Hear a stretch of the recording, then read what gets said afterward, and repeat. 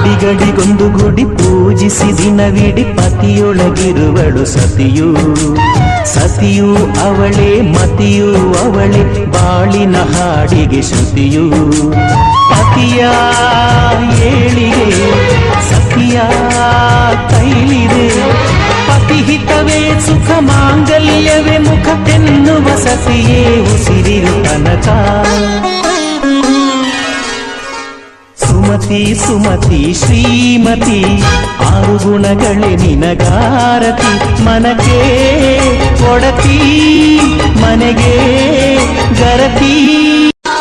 ಹೃದಯವು ಬೆಳಗಲು ಬದುಕದು ಮಿನುಗಲು ಸತಿ ಮನಸೊಂದೇ ಜ್ಯೋತಿ. ಕರೆದರೆ ಚೈತ್ರವ ನೆನೆದರೆ ಸ್ವರ್ಗವ ಪಡೆಯಲು ಸತಿಯೇ ಸ್ಫೂರ್ತಿ. ಪತಿಯೇ ದೈವವು ಎನ್ನುವ ಜೀವ